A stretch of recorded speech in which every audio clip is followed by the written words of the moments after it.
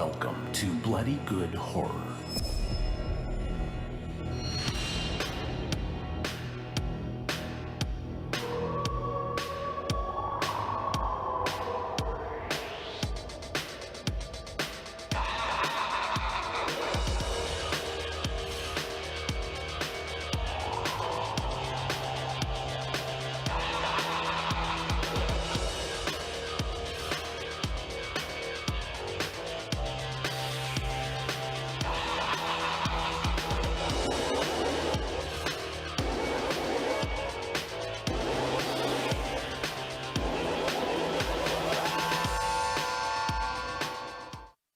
Hello, everybody, and welcome to another episode of Bloody Good Horror. My name's Eric, and I'll be your host for this evening, where we will be reviewing Come to Daddy.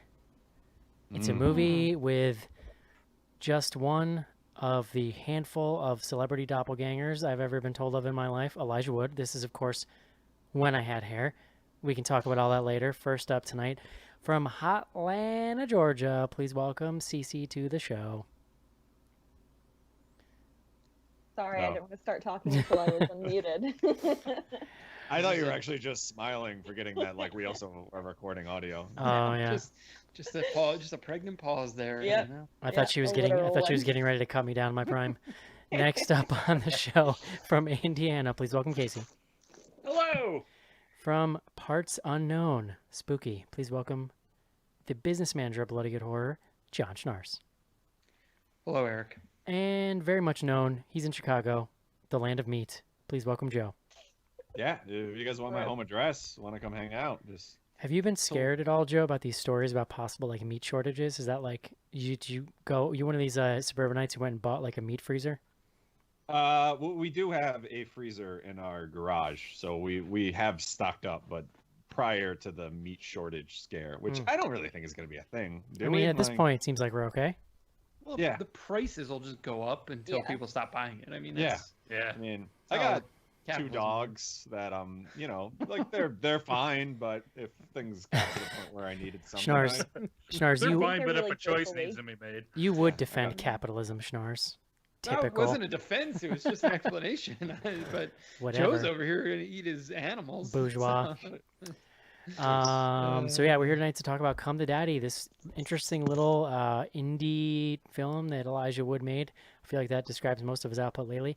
It's streaming on Amazon Prime if you want to check it out before the show. If not, we're going to get into that soon. But first, the top of last week's show, we put out a statement last week supporting Black Lives Matter, supporting fighting against racial injustice. That was sort of just the beginning. We wanted to do more, but wanted to kind of do some diligence and figure out what else we could do. So today we kind of moved on to the next phase of that. Joe, if you want to talk about that a little bit, since this was your baby. Yeah, so we kind of posted this in all of our social outlets today and also on the site. And we've already had some great feedback and a lot of responses, so it's been great. So pretty much we've decided to donate all of our earnings from our online store, or TeePublic shop, for the month of June to an organization called Color of Change. And I'll read their description, not try and stumble over my own.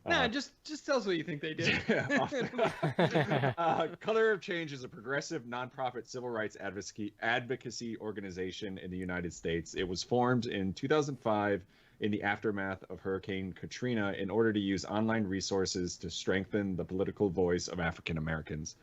So we had done a lot of research around, which organization we kind of wanted to help support. And, this is the one we landed on. We think it's a great cause. To kind of start the ball rolling, we donated $500. And like I said, we'll be tacking on whatever we make from the store this month.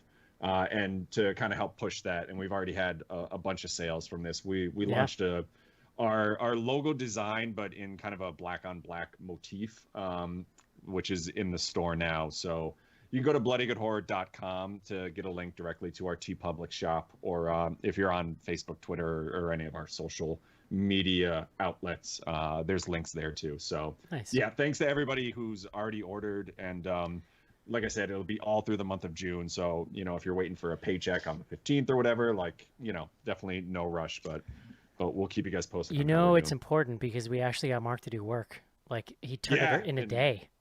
and quickly, yeah. As much as we mock Mark, like I have to thank him. Like Yeah, for sure.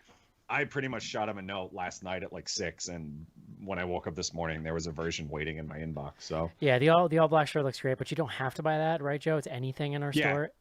And yeah, exactly. It's anything from our store. So if you want some of the older designs, whatever, like that's the cool thing about TeePublic is that you can like change the colors of most shirts. You can get Joe, TeePublic is where the famous most comfortable zip up hoodie in the world comes from that I then tracked down to the distributor so I could get a blank one. So I highly recommend the zip up hoodie. I've also heard good things about the zip up lightweight hoodie. Sorry, that's the key. yeah, exactly. And there's also a pullover lightweight that's pretty cool. Yeah, we've had a bunch of people actually order the hoodie today, and I have one of the lightweight in a different design. I might drop the cash and get this one because they are very comfortable. Yeah, and shout out to I think TeePublic too, to just kind of like giving the sort of mechanism for smaller creators to do this, which is a really cool thing. So yeah. All right, guys, Joe. It's also your turn now. What are we drinking tonight? Beer guts.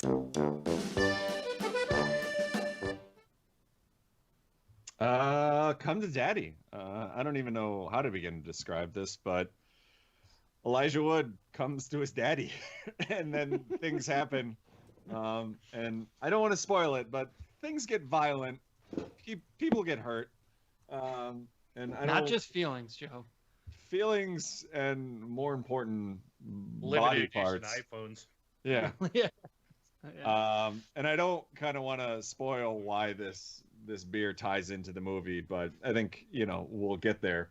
I picked a beer from the fine folks at Blackstone Brewing Company. That's in Nashville, Tennessee. John, you're the only 10 I see. And the beer I picked from them, and again, I'm sure we'll spoil this later, but the beer I picked is their Nut Brown Ale. Oh, that's a good one. Okay. Wow. Yeah. So Nut Brown Ale, I feel like every week when I pick a beer, I land on like an IPA or something just because there's so many. And I haven't done a lot of brown ales, but I really enjoy them. They're one of my favorite styles. Unfortunately, not a lot of breweries are making them anymore because I think they're not super popular, but they're kind of, if you're looking for like a heavier, darker beer, they're just like a little step back from like a stout or a porter. A lot of malt in there. You get kind of like a biscuit flavor. It's very nice. Nut brown ale comes from the fact that like a lot of them have sort of a nutty flavor to them, which this one definitely does. So like almost like a hazelnut flavor to it. A lot of breweries, I think Rogue actually does one where they actually put hazelnut in the wort when they're making the beer. So this one, super good, not as heavy as like a stout, so you can definitely still drink these like during the summer if you're just relaxing. So I'm a big fan of this one. I fortunately can't really get it that far outside of like the Nashville area, so you kind of got to be around there to track their stuff down. But the few times that we've been, I've always picked up stuff from Blackstone because I'm a fan. And this one comes in at about 5.6% alcohol, so not super high. If you got stuff to do. Blackstonebeer.com is their website, and there you go. You know what else Wart is, Joe? Mm-hmm. Wart is the villain at the end of Super Mario Brothers 2. Yeah, that was also the father's name on Leave It to Beaver, right? Wart Cleaver. What? Yes. Nailed it. What? John, do you remember Super Mario Brothers 2? I knew the thing that Eric was talking about, but not the thing Joe was talking about. So, for whatever that says about me. Yeah. John, Wart, you were a little hard on the beaver last night. Oh, Jesus. Joe. Okay. All right, guys. Let's take a quick break and review Come to Daddy. This is it, Senator. Your big break in TV. But the prime time. Main feature. And we're back. Mr. John. Eric. Before we roll on here, can we get a quarantine mullet check, please? Ooh. I don't even actually. I don't even need one. Or, Here's the thing. hair. I don't need one because I can see it flipping this curl behind your head. You like? God, I don't. That Don't. Can I have your wife's don't number? don't get jealous. All right, that's all I'm gonna say. Can you put it in a Jesus. ponytail? Wait, can you put it in a ponytail? Yeah, I can. It's not. Oh my great. God, do it. Jesus. More You like are. get a top knot maybe. It's getting to where you could just like slick everything back.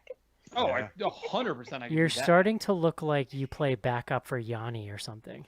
A little bit, yeah. You're getting dangerously close to the haircut that didn't get me laid all throughout high school, John. Like I don't know why, but my brain immediately goes to like 90s Euro saxophone player. That's cool. If I'm the one to bring that back, like all the better, I say. Except you have Went away, John. except you have some kind of disease that won't let you grow hair on the side of your cheeks. Listen. Well, I guess that's if just it- being if it's up here- Scandinavian. Yeah, I was gonna say. John, I don't want to bring this up, but do you have a receding hairline? Like it looks like you're. Listen, Joe. you're Listen, Joe. shifted back. It's... No, it's been that way. It's been that way my whole life. I get the like kind of high sides. Listen, Yeah. Joe, we don't all have your genes, okay? Well, sorry. God only John, picks I'll such get- as you. I'll give you like you got me by like a half inch on the mullet going, but you don't have the sweet bald spot. Oh, in the middle of it. I got nothing. I got nothing in the back. Luckily Non-existent. I'm cool there. You know what though? In quarantine, I've decided that I'm not gonna like buzz it super short anymore. Like I'm going full dad. Like I'm gonna keep it short, but I'm not hiding for you Going- people anymore. Okay? I'm living. George Costanza style. I'm like gonna just- be my true self. Okay? I've debated keeping mine going. My wife likes to think that I look like an eccentric history professor, and I could dig that. Because here's the thing. You ever Yeah, look? I can back that up. Yeah, exactly. You ever look at a I'm getting picture? haircut, all right? You The ever- safety of my family and children are. They come second. You ever look at a picture of like a dad from the 70s? They were all bald. They all had hair down to their shoulders. They didn't give a fuck. You ever seen Jack Nicholson in The Shining? No, that's a look. Okay? Oh yeah. Yeah, It's incredible. And I'm just I'll saying get there. I'm just saying we need to bring it back. That's all I'm saying. And Joe needs to stop being so hateful. I'm just pointing out your flaws. Good lord. Okay, John, speaking of flaws, please bring us the word of the day.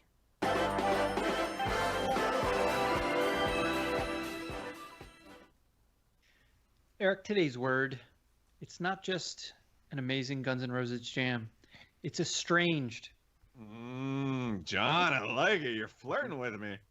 ESTRANGED, estranged of a person no longer close or affectionate to someone, alienated. It can be used as a verb, which basically just means to cause someone to be no longer close or affectionate. So like how or- Joe is now estranged from John for saying you have a receding hairline. Oh, yeah. I didn't say it. I questioned. Oh, excuse me. If I were to list all of the things that Joe said, that's not really even in the top That's true. quartile. So, so this comes to us from the Latin extraneous, which here they're defining as not belonging to the family, which I thought was interesting. It's the same root as the word strange, which it's a little more common. But the way they define the definition for the Latin is a little different. So I'm not a Latin scholar. You can look it up yourself. Up until 1995, Estranged was the most expensive music video ever made, John. Wow. What holds the title now? Like, do you know? Is this Michael Jackson's Scream, which Wow. was like 11 million, apparently. yikes? Mm. That was Dude. like who even talks about that one? No, that song is like top 5 Michael Jackson song for me. Scream, it's incredible. It is an incredible song. I mean, I guess if I heard it, I would like tap my foot. But It's I on my couldn't version sing a of full- it's on my version of the Joe running playlist. Oh, Okay. really? don't- All right. Stop. Joe, you That's gotta just yeah, you strange. gotta It check it out, is- Joe. It's a real good running song. Oh yeah, I know it. I don't think I'm going to support that, Eric. But that's you. You do. All you. right. If I had a running playlist, I usually am listening to like podcasts and shit. But if I did, Estranged would be on mine. I mean, Yeah. Joe, he's dead, so wouldn't the money go to his kids? So wouldn't that be a worthy cause? You're gonna forsake his children. Let's not get into this right now. There's too many other things wrong with the world, Eric. The problem with this train, John, I'd get with you, but it's like a 12-minute song. It is. It's very long. Yeah. When I jumped into the river. Yeah. No, it is a great song though. It's a really good song. That's sick. Yeah. So, Come to Daddy. I mean, I would say the title of this movie is a provocation, and the rest of the movie also could be described as a provocation. Starting with Elijah Wood's haircut and general appearance. Real bold putting that haircut on a main character that Yeah. you're supposed to feel for. Yeah. That and the no, I mean- the hipster stash. The basic premise here is that Elijah Wood plays a guy named Norval. Also, I would say a provocation to name your character that. Norval has received a letter from his father, from whom he's been estranged since he was about 5, and we sort of meet Norval. He is traipsing through the woods after getting off a Greyhound, somewhere in the Pacific Northwest. I don't know if Oregon maybe. I don't know. It's one of these sort of like northwest coastal remote areas. So he finds this super kind of secluded house, very architecturally interesting. Knocks on the door, and his father answers, and it's the first time he's seen him in 30 plus years. The father is played by Stephen McHattie, probably best known to the BGH crew as the main guy in Pontypool, I believe. But he's been in a ton of stuff. I mean, like literally, if you look at his credits, he's obviously been in. When did I don't know, Pontypool maybe was like forever ago, right? Yeah. It was, yeah.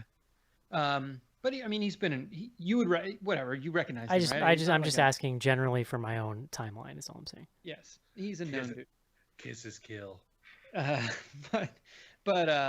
So yeah, I mean, basically, the film then takes off with the father and son reuniting, having somewhat of a strained relationship, based mostly on the fact that the father is drinking constantly, and Elijah Wood is sober. And they're sort of doing this dance around each other. About really at the end of the first act, there's a sequence where they're basically fighting. It's getting progressively more intense, and as the father is about to sort of kill Elijah Wood, he has a heart attack, and that sort of then tees up the rest of the film, where Elijah Wood is sort of coming to terms with that. He's living in this house, at least for the time being, while he's waiting for the body to get dealt with. I mean, the film definitely takes a pretty extreme turn that I don't know if we want to spoil yet, but that's so we can start there and kind of see where it takes us. Yeah, I think we'll talk. So yeah, I think it's a good, like, there's a big hard left turn in this movie I think it's a really interesting movie. So if you're a person who likes to kind of not get spoilers, we have to talk about it to review the movie. So I just be warned is all I'm saying. But I think we can talk generally about it for a few minutes and then kind of go from there. All right. Cece. So I had seen this pop up on Amazon Prime, but I hadn't watched the trailer or anything. But I've enjoyed Elijah Wood's foray into horror. So I was excited to check it out. I didn't know exactly what we were going to be watching, and I would say that it was. I wouldn't say the twist is that much of a twist, because it kind of reminds me of another movie that we can talk about when we get there. But I really liked the campy, like, just bizarre, like he talks about how the house looks like a 1960s UFO. So like this whole time you kind of have this weird, like, otherworldly vibe, and the whole time the dad is acting really strange. So like I like the play between the two of them, and then when things kind of go haywire, you're just like, wow, I'm in this now. So yeah, it was entertaining. Casey.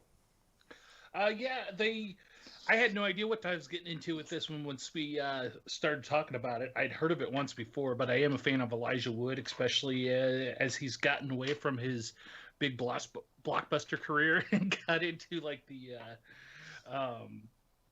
the independent and the genre stuff and whatnot. He seems like to have a good flair for it, seems to enjoy it, seems to appreciate it. So I like that about Elijah Wood. So I was excited to see this. It was a good flick. It had some twists and turns I was not expecting. I was really into the first half of this with Elijah and Stephen McHattie, and then things get weird, and it was fun to watch. Jojo. I was just watching what's going on with Cece's plant. It's attacking me. Like, it's so long. So yeah, I hadn't watched the trailer or really knew much about this either going in. I'm indifferent to Elijah Wood if we're gonna give our personal opinion about I actually take that. That kind of hurt my feelings weirdly. Really? I mean, I don't dislike him. I don't care one way or another. What's your problem with jaunty short gentleman, Joe? Again, not a problem. I'll say I got over the fact that he was in all those Lord of the Rings movies, and those are unbearable. So, like, indifferent would be a compliment at this point. So I enjoyed kind of the first act of this a lot. So we kind of had this dynamic between Pontypool fella and Elijah, and like I really enjoyed that and kind of liked the back and forth that those two have. But then, like John said, when he kicks the bucket and we kind of take a left turn, it lost me a little bit, to the point where I was paying attention to the movie, but I thought maybe I missed some plot points here. And they don't do a ton of character development in the rest of the folks that we come into or interact with, so I didn't really have like a real vested interest in seeing this thing through the end. But that aside, it was entertaining enough. Like, it definitely, I think John said over email, like, definitely has kind of like a grindhouse feel to it, especially after that kind of first act, which was enjoyable enough to watch. But I would say it didn't really like captivate me through the last like 45 minutes or so. But I guess I could say I'm so. John. Yeah, I think I land pretty close to Joe here. There's some elements that I really, really liked. The design aesthetic is really cool. The sort of production design that they went with here, and I like the way it plays with genre a little bit. I mean, it is weird. Like I knew nothing going in. Yeah. Which is to me is like, especially now in the full light of things, is kind of ideal. No, I think. Yeah, I actually am curious, like, what the trailer looks like. The trailer is all cut from probably that first half an hour or whatever it is. With now, because there was one specific shot. There's a few little shots that they pulled from the back half, but it was stuff that you didn't give anything away, which is like so commendable, I feel like. No, I think I liked it. It plays with genre in a fun way. I think so. All in all, like, I had a good time watching it. I do think. Joe mentioned, like, the characters are pretty thin. Even the Elijah Wood character, ultimately, at the end of the day, like, what you know about him is not a ton. And it, to a certain extent, it does ask you to kind of, it's not that you're rooting for him. He's almost like an anti-hero in some ways, but you got to hang your hat on somebody in this movie, and that gets tough at certain times.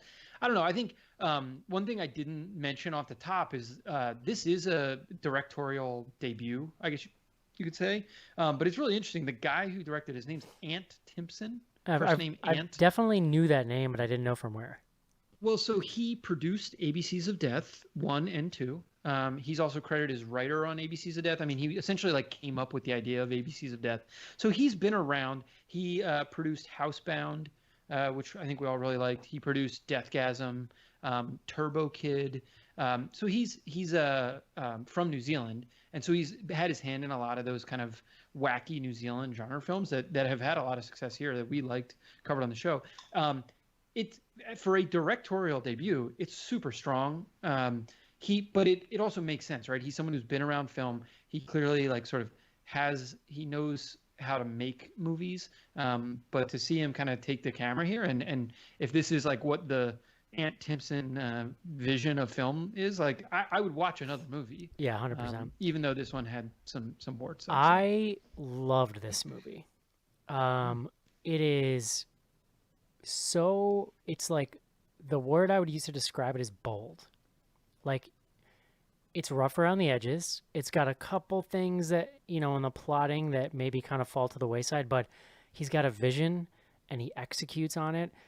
It's like one movie for the first 30, 35 minutes, and you think it's turning into something else, and then it's like a complete 180. And I love both parts. Like, the first part is this great, almost Lighthouse-esque thing where you've got an older actor and a younger actor, both like very talented, just kind of like playing off of each other and playing this kind of weird cat and mouse game where specifically Elijah Wood, our main character, doesn't really know what's going on. And he's also like, I love Elijah Wood. He's such a friggin' good actor, and he's got so many layers in this movie, right? Like, he's kind of this hipster douche from, is he from New York City? Like, I just assumed. No, LA. LA, okay. Yeah, LA. And he's like, his dad hasn't been in his life, and he thinks he's coming out to see his dad, and like, he is trying to impress his dad, but when I talk about layers, it's like, he's trying to impress him the way you might impress one of these, like a douche in LA, but it doesn't translate to this person. He's his dad he's talking to. We'll get to that part in a bit, but like that scene where he claims he knows Elton John, and then the dad says he claims, that scene is fucking brilliant. Like, I was laughing, I was like tense. It's like, you don't know what's gonna happen. And again, that when I compare it to The Lighthouse, it's like two actors in a room, different generations, just playing off of each other, and it's so much fun to watch. I think Elijah Wood really sells the layers of this character, right? Like, he has no confidence. He's sort of directionless in life, the way that a lot of people who grow up with sort of unlimited money are. He's had an alcohol problem, and that plays into the script pretty well. And then the thing takes this 180 and turns into this entirely different movie that is like, it's already been bananas, and now it's like you crank the banana switch up to 11, right? And it's like insane from there to the end of the movie. And it's also the part where it gets a little sloppy, but I sort of didn't care because I just really respect, like, you never know what's going to happen next in this movie. You've never seen anything quite like it. And this guy just goes for, like, at no point is this guy trying to make a traditional narrative, like, thriller, right? Like, there's no plot beats that you're predicting before they happen. Like, the only thing you could say is, like, he certainly tries to, because it's in some ways it's a movie that is asking you not to take it too seriously because it's silly. Yeah. And like, even the scary moments, there's a dark comedy. It's to like it it's like a pitch black comedy, right? Yeah, it's pretty great. And even the scary moments have moments of levity. It still at the end wants to have a little bit of an emotional resonance with the characters, which for me works. I don't think, it's not mind blowing, but I like this little moment at the end. But like, I fucking love this movie. This is exactly what I wanted to see. It's just like a breath of fresh air. It's funny. It's wacky. It's really violent. Like, there's a scene in which Elijah Wood, forced to confront his sort of own, God, I don't know what the word is. Like, he's a very ineffectual character, and like, he has a life. He's described on IMDb. They describe him as a man-child, which, like, that's not how I read him, but that, like, it's a... No, I think so. Like, he's living in his own little LA world. Like, there's so much fun comedy. I'll get back to the nut stabbing in a second, but like, right away I'm laughing when the dad throws it. Well, you kind of realize later, intentionally throws the kid's cell phone, but he's like, that's a limited edition gold iPhone designed by Lord. And he goes, I don't know him. And that, and it gets thrown off of the edge, and like, it's really funny, and it's kind of bold because I don't think that Elijah Wood character in the beginning is very likable at all intentionally. I think you grow to sympathize with him as you learn more about his character and stuff. But yeah, like, it's fun. I think it's funny from the rip, even though it's very tense, like watching this whole thing play out. Well, I mean, from our first vision of him, he looks like Malachi from Children of the Corn. Yeah, the haircut is... It's a bad haircut. So I spent a lot of this movie like gasping, like putting my hands up to my mouth, like just shocked by things, which was just delightful. I felt like, but my wife was kind of sitting next to me, hanging out, not watching the movie, but she looked up because I was gasping at something, and she looked up right at the moment in which he has to fight for his life, and he takes a huge like grill fork thing, and just jams into a guy's junk over and over and over and over.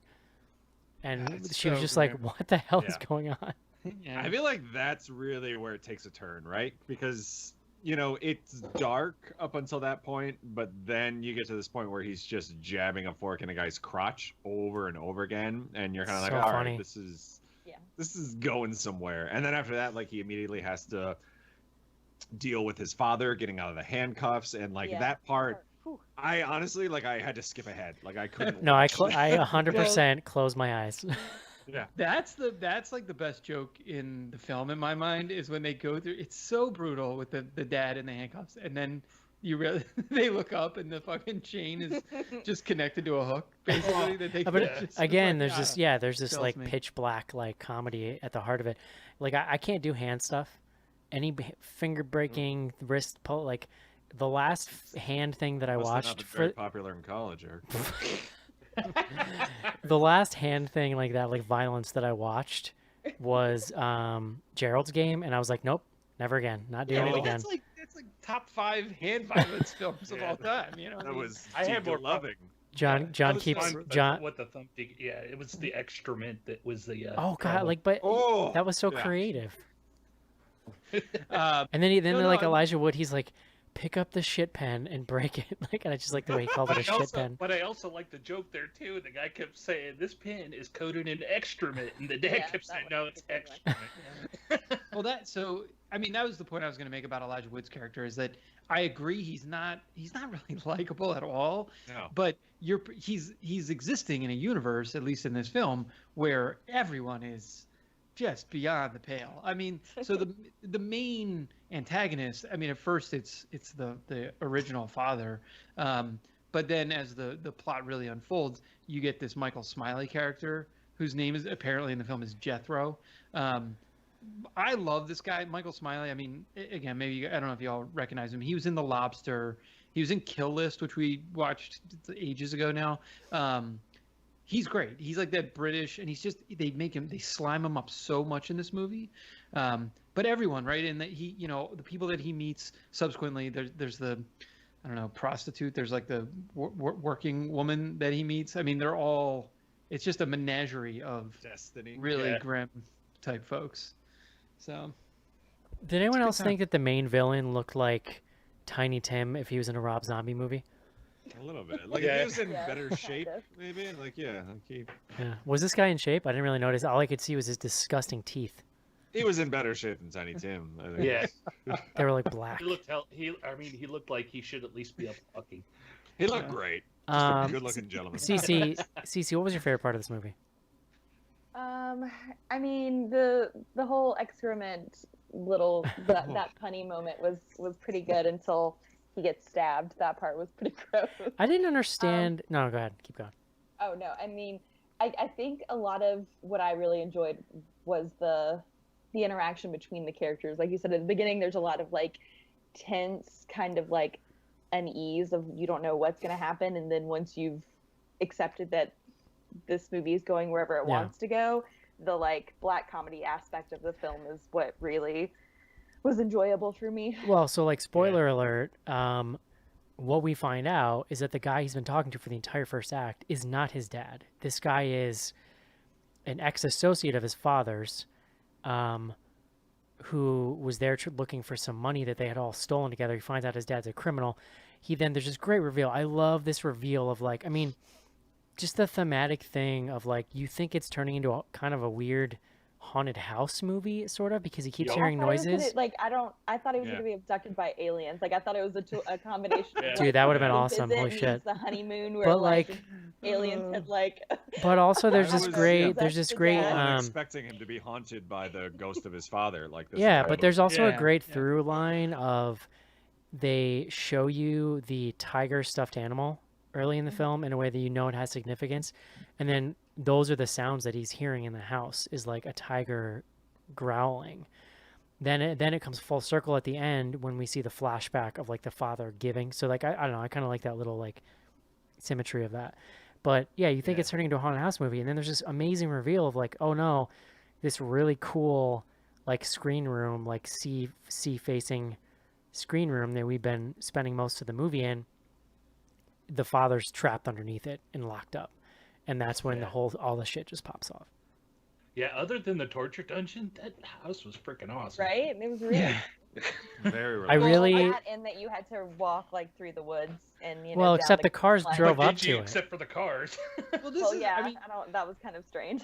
no. Like So the thing about the bus didn't confuse me that much because buses don't go down every street, right? So like he basically Like had to, you've get off this ridden bus a bus, John. Oh come on, Eric! I've been on a bus before. Yeah, but when they taken him around the corner and dropped him off at like the start of the driveway or something, maybe. No, Well, I mean, not that's a public right bus, now. no, not Yeah, a Greyhound That's is true. like- a cab. I'm in would have, Indiana. We but don't have many of those here. Sorry. a public No, bus but, just runs a route. I did like one of the initial questions I had was how the hell did they build this house? Because you are sort of asked to believe that it is like out in the middle of nowhere, and even the road, like we keep referring to, there's not really a road. It's like kind of just like a pet. We don't ever see Well, it. when he wants to leave, right? The fake dad is like, "You can't leave. You get lost in the woods and die." But he could just follow the road. The road's gonna hit something eventually, right? Yes, exactly. I mean, it is. I don't know. Like But that you part made this was- point over email, John. Though they're like small things that really could have been fixed by like little dialogue tweaks, just setting up the world a little bit. Well, so the biggest thing, I think it's worth talking about this like one, in my mind, major plot hole, which is the like timing is like very hard for me to wrap my head around. So the premise of the movie, so the letter that was written by Norval, Elijah Wood's dad, we come to learn is like a real letter that the real dad wrote and was like really trying to connect with his son. But in the intervening time is when these ex-associates of the father come back. But it's also revealed that the father, and like why the associates are coming after him, is because he like basically kept all this money from a heist they did. But he kept all the money to give it to Norval's mom. And it's funny because that does explain why Norval is like this man-child, because he was living, there's a line that the father says, like, didn't you ever wonder why you were living in some Beverly Hills mansion, even though you had a single mom kind of thing? Yeah. And so Norval essentially led this, if not, essentially privileged life because his father did this illegal thing. There's just like a bunch of questions there where it's like, if the father cared so much about him, like, why wouldn't he have tried to contact him before the son was like 30, in his mid 30s? And like, he waited 30, like the associates who he stole all the money from back 30 Yeah, years ago. they could have given a little more of a reason of what spurred him to get in contact with him at that exact moment. Yeah, because they seem like they knew where he was. Unless, and again, like this is something that could have just been flushed out with some dialogue, but unless it was like he kind of knew they were closing in on him and he wanted to kind of mend this relationship with his son, but then why would you like bring your son to the place where these guys are going to show up and Yeah, why wouldn't you go to him and hide? Well, yeah, or like bring anyone but your son who's like a man-child who then has to like kill a bunch of people. I don't know, bring like someone who is. I didn't, John. I don't know if you know the actor who played the dad, but he's really funny. I've seen him in a lot of other stuff, but I just don't know his name. But I loved his like, because that's the other kind of weird thread. But it's funny is that he doesn't really seem to give a fuck about the son once he shows up. Really until the end. It's really just he needs his help. Like there's that funny moment where Elijah Wood's like, "I'm not cut out for this," and he's like, "Do you want to get tortured by a humpback?" Well, when he was telling them to get him out of the handcuffs, he was like, I don't know. The whole conversation of like, this is the time to get revenge for me leaving you for your whole life, and like, I need you to like kill this dude who's about to stab me with a shitty pen. Like it was, I don't know. It was a really interesting and. I love that conversation where he's like, you have to kill him. He's like, I can't kill a person. He's like, you literally just killed that other guy. Right. Yeah. He's like, you just got to do what you got to do. Yeah. Yeah, that guy. So Martin Donovan is his name. He's been in a ton of Yeah. shit. Oh yeah. He's got So- He's got one of those faces. He looks like the dad in a movie that you don't know is either going to be a dick or like the nice guy. Could I go feel either like way. I feel like he's played like the bad guy in a couple of like SUV episodes. Totally. SVU, sorry, 100%. SVU episodes. He weirdly, Yeah, definitely got that vibe he to him, weirdly He's too. could- probably also played a dad in the Parenthood spinoff. well, too. you know who he looks like? You know who I always think of when I see him, which is actually he plays really similar characters, is the guy John Boy from was that the Waltons or whatever? But that Yeah, guy Nick. that guy grew up to play characters exactly like that, where you just don't know if they're going to be evil or not. He's apparently in Big Little Lies, but I don't remember which character he was. I don't know. Interesting. He's in the upcoming Tenet, so everyone can get excited about that whenever that Oh, comes to yep. theaters. So, Yeah. Is anybody else getting annoyed at how every week Eric has to bring it back to the Waltons? Like, just... I know it is my thing. You're just jealous because Eric says goodnight, John Boy, every night. It's like every fucking week we have to talk about the Waltons. You know what's funny? I don't think I've ever seen an entire episode of that show. Oh, I have. I don't think I've ever seen like 5 minutes of No, that. when we were like teenagers though, kids, that show was syndicated all the time because every time it would come on, I'd get mad. Like, what the hell is this shit? I don't know anything about that show. No. See, when I was growing up, we had 3 channels, and this isn't. I hiked 50 miles way to school back and forth. You know, it really literally had 3 channels. So when Walton syndication came on, there wasn't really. Well, so Casey, so it's much. like a set in the 1800s, right? It's like frontier America, sort of. Yeah, I think so. Yeah. It has been a long time. It's like a decade or It's two. just since it's I just saw it. lame, dude. That's all I need to know. Eric, are you thinking of the guy though that's in I'll tell you. It? Yes, yeah, Yeah. that guy. Yeah. Oh, okay. He, Yeah, for I whatever was- reason, the older version of that guy reminds me of this guy as well. I don't know, man. Whatever. It's not. no, worth it's talking not about. that much of a stretch. I'll give you that. I'll give you Gee, thanks. that. Yeah. I've been really like told. how Yeah, they- Timpson. I've been told that I I'm look like gonna- a combination, or when I had hair, that I looked like a combination of Elijah Wood and the dude from that '70s show, Topher Grace. Yeah. I'll take it. Seen worse. Handsome gentleman. That's not awful. Yeah, no, it could be a lot worse. Do you want to talk about who someone on Slack, I can't remember who it was now, sent a picture and compared you to? Do we even want to get into this? Or... that Yeah, was a go real ahead. highlight for me. Go Wait, ahead. who was it? Who was I know I the- missed It's this. the guy from Road Trip. I can't. What's his The name? the like deformed looking guy from Road Trip. Yes. Oh, jeez. No, but there was So a in the I picture, he seen. had a beard and a hat on. He looked like pretty normal, and I gotta say, I did kind of see it. You know who it was? It was Chase. So whatever, dude. All right. Now it's coming back to me now. Oh, that was the guy from. I know who he's talking about. Yeah. His name's DJ something. He boffed DJ her. Qualls. He boffed Rhonda? Was that the guy? Boff. I boffed her. Yeah, Did it you was say you DJ boffed? Qualls from Z Nation. Did you kill a cheetah? I Good found times. Rhonda so attractive in that movie. I think she's dead. I think she died. Who the actress that he makes love Yeah. to in that movie? Yeah, the actress that played Rhonda. I believe she is no longer with us, unfortunately. Jesus. R.I.P. You had to go dark with this. All right, now, come on. Okay. Anyway, anything else in this movie you guys liked? There's so many gags. The Yeah, whole like same. scenario at the end where he tracks the guy down to the motel room where the guy's like being choked to get his jollies off, and like, but there's also, dude, I loved. Other than Elijah Wood, I think my favorite character in this movie is the clerk at the motel. Yes. See, That guy so- was so his explanation of like all the swingers there and like how they're just having gross, It's a sweaty geologist sex. Convention. Oh my god, it was so fun. And then he's just like, I don't know, his sarcasm. I loved it. I was way into Well, it. I loved Well, how I Elijah think got that him out of there. Yeah, I thought the whole thing was a little like it. I don't know. That was another one where I was kind of like, all right, like it's a little too cute almost. I don't know. This is where for me the end of the film almost kind of there was a little bit of like an anticlimax. I felt like the It moment. is paced weirdly because by the time the Yeah. reveal happens, it feels like the movie starts over, but they don't have enough time for like another 3 acts. You know what I mean? Yeah, and so by the time you get there, I mean, it felt weird to me that was kind of the high point of the film. I liked the way that the showdown ends. So it's like once they get away from the motel and there's kind of that final scene between him and Michael Smiley. That part I kind of liked, but I don't know. Everything that was going on there was it was like a little too capery.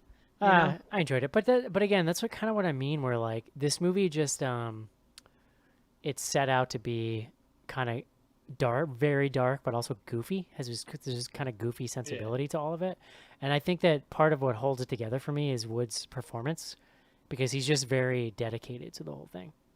I Well, love and the despite moment it- where the guy has half his head shaved off, and there's just like an incredible, like really beautiful shot in the film where the guy's like ahead on the street, just staggering, and Wood is following him, and there's this great like tracking shot behind them. Like there's a lot of really great No, visuals. yeah, for sure. I gotta say, like, there's John and I both talked about how there's a lot of kind of plot missing here, but that scene in particular that you're talking about, Eric, I kind of loved that. this guy's walking down the road and he's about to die. And I guess we've already spoiled this, but like, or spoiled the ending. So, you know, we're here now, but his like dying breath is to tell Elijah Wood that his mother was a prostitute that they all knew. Like, he's about to drop dead and he's like, this is what I'm going to spend like my last few seconds on earth, like getting out there just to say, fuck you one last time. That was like, a really great special effect too. And the way he dies is amazing. Like the way he kills him. It was really well done. Yeah. The little noise he makes. It's very South Park. It's very like, bleh.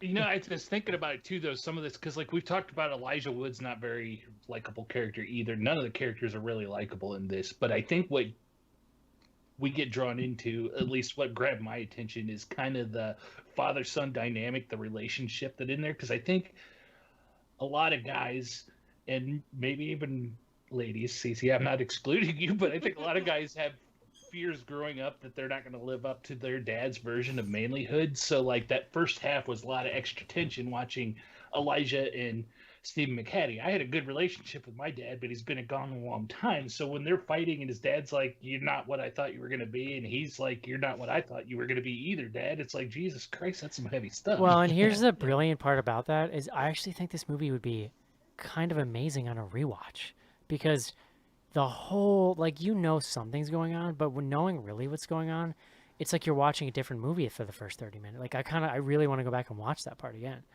Because what you realize is the guy's really just fucking with him the whole time. Yeah, because I first thought, you know, we're going to have, he's stuck out there in nowhere with his estranged dad, and he finds out his dad's a nut, and then his dad's going to be chasing him around the woods or something. And then stuff with Stephen McHattie happens, and then you get the haunted house thing happening. So they kind of keep you guessing. They're changing the format, and they do it about 3 different times till we get to that grindhouse-y third act, which is kind of cool. Yeah. And it helps make that twist hit home harder. It's a twist, man. It's one of the bigger twists I've seen in a while, and I respect that they kind of held it back from the marketing and stuff. Yeah, no, I had no idea it was coming. Because I think it works way better that way. Surprised, yeah. Because that's look like that's interior decorating on that in that room, it's hiding the hatch. A+. And I think that's it's probably, I mean, but it just, I love the whole thing though that most of the movie takes place in that room, and that's where the twist is revealed. Like, that's really cool. But it's just rare. Like in 2020, it's so rare to have a twist like that you can just experience like cleanly. You know what I mean? It just doesn't happen. Do you think it's because they didn't try and ramp it up as much as like an M. Night thing going in? Well, I just mean like, but they held it back. The reveal was subtle. They held it back from the trailer, is what I'm saying. Like once it's out on the trailer, you know what you're getting into. I had no idea what I was getting into with this thing, and that's awesome. Yeah, man. Yep. Yeah. Yeah. All right. Come to Daddy. Would you recommend this, Cece? Yeah, sure. John. I'm gonna say no. What? I don't know, we all gotta recommend a movie? Yes. It's fine. Say yes. Now John and Eric are estranged. Say yes. I say it. How about a maybe? Say it. No, I'm not being browbeaten into recommending a movie. I thought you liked it. I enjoyed it, but ultimately, like, it was fine. Ugh, Joe. I'm inspired by John. I'm gonna say no as well. Fuck you. Casey. I'll say yes. I'm gonna say yes. You guys are literally insane. All right, guys. Come to Daddy. That's gonna do it. Let's take a quick break and do some fan mail.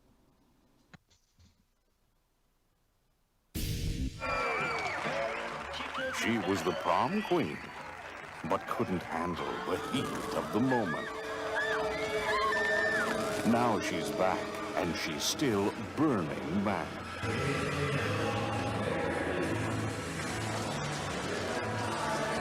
Sometimes bad girls have all the fun. Say hello, Mary Lou. It's prom night 2. Next. Wop babaloo bop a wop bam.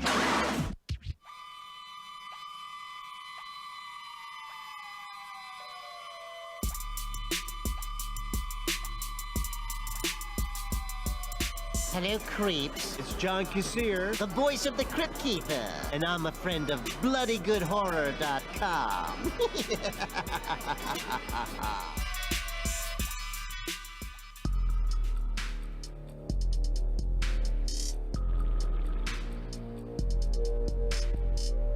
feedback to info@bloodygoodhorror.com or on Twitter using hashtag AskBGH. Join Patreon to get back episodes and much more. Patreon.com/bloodygoodhorror.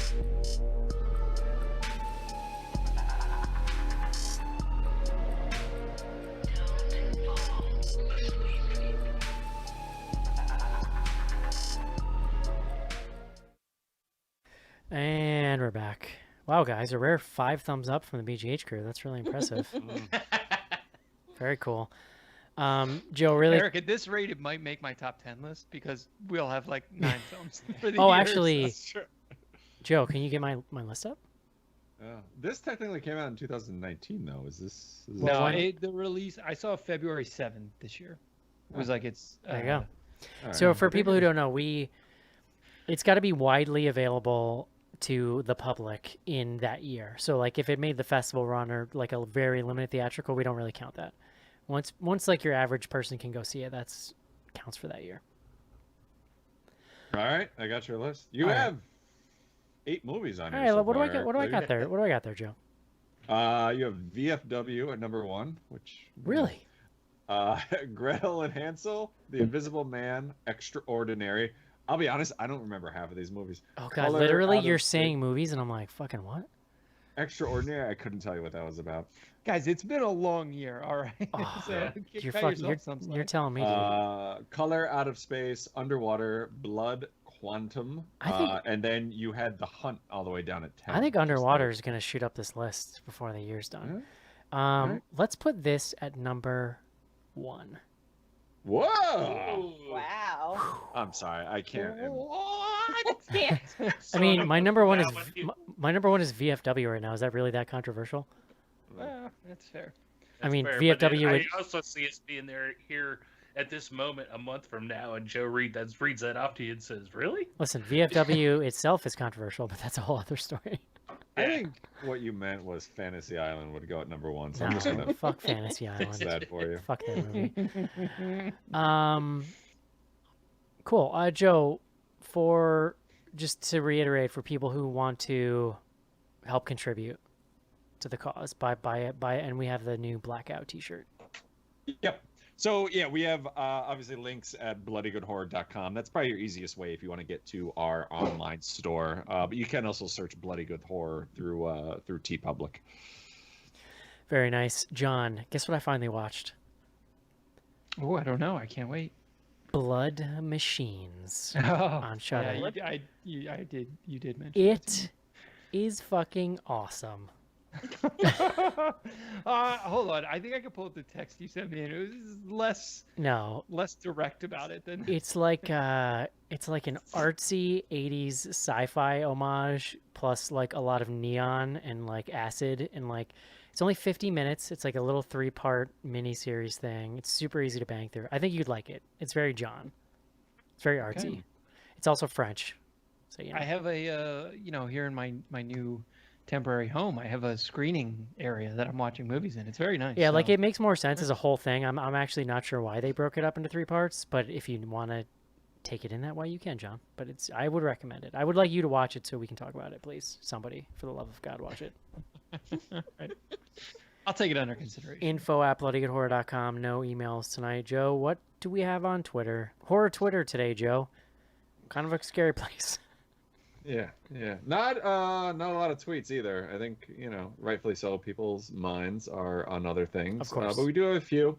Ask BGH is the tag that we use. That's if you have a quandary or question that you want to get in, we are on Twitter at BG Horror. First up, we got 2 from our friend Viva Lantoni. Viva Vivalo? Viva Lau. Keep going. First, which Newell brother would Elijah Wood play in a BGH movie? I mean, I'd like to think he's me. I'd be more than happy with Elijah Wood representing myself. Who would play Mark though? That's the real question. That's a good question. I don't know. Dominic Monaghan. Oh, no. I know exactly. I know exactly who it is. Jay Baruchel. If you Google him. Oh, I can see it. No, like it's a good. little different now, but I can show you pictures of Mark at like 19 years old, where he looks like that guy's twin brother, just short. Oh Yeah. God. It's actually crazy. Mike J's a little tall. Yeah, he's How tall. do you guys know names? Like I don't. You put a gun to my head, I could not tell you who Jay Baruchel is. You would recognize. I this feel like dude. I remember. I recognize him now that I look him, but like if you show me a picture and you said, "Tell me what this guy's name is, or I'm gonna fucking murder your whole family." I'd be Honestly, like, Joe, like actor names are just a weird thing that stick in my head, but I couldn't ever. I can rarely remember the name of the movie we're reviewing that week. So you kind of, it's a give and take. I'm Joe the type also that can't remember watch. the name of the movie, so don't. Yeah. I'm the type that can't watch a movie without hitting IMDb to see what else I saw that person in Exactly. before. Yeah. Well, and if I hear a voice or see an actor that I recognize and I can't place it, I do the same thing. I go down the rabbit hole. Yeah. Quick aside, I will say I haven't watched a whole lot of movies on Amazon Prime until we watched this, and the ones I have, I usually got all the way through. I watched this one in a couple chunks while I was working and stuff like that. Their X-ray feature on Amazon Prime Video is freaking cool. So what is that? any- Is it like pop-up video kind of thing? No, any place you pause the movie, it'll automatically tell you who the two people in the scene that you're, or the people in the Oh. scene is, what their names are. That's kind of cool. Yeah. I don't know why Also, I need that, I but mean, that's cool. Amazon owns IMDb, and they've been working to integrate that stuff. I mean, it's more. honestly Yeah, the it's pretty cool. the Prime streaming experience all around is like pretty solid, and it tracks your. So I've actually like, cause I own a lot of these movies physically, but I just stream everything now because I just hate like literally who has like a working DVD drive in their computer, you know what I mean? So I will like occasionally buy movies on Amazon or YouTube, just so that like my go-tos, so that when I want to watch them, like I have them. So I own some stuff on Amazon.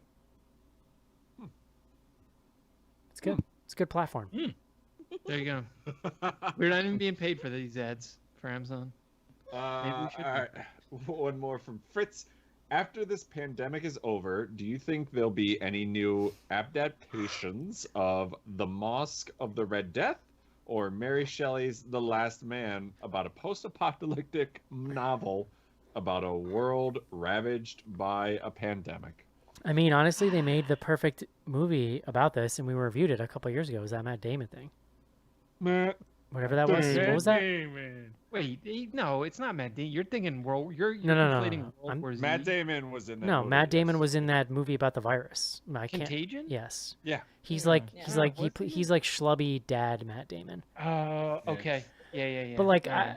I've seen a lot of speculation on that. Like, you know the way Hollywood is. Something happens and they ready the script Usually machine. there's like a 5-year period. But isn't does there, anybody before wanna Hollywood will bring it back? Like, yeah, that's the thing. Nobody right now wants to watch this shit. We're fucking well, we're living First it. of all, yeah, it takes 5 years to like make and get a movie out. I mean, Dude, it's faster. than that sometimes. 100%. Like a decade from now, there's going to be a movie called 2020.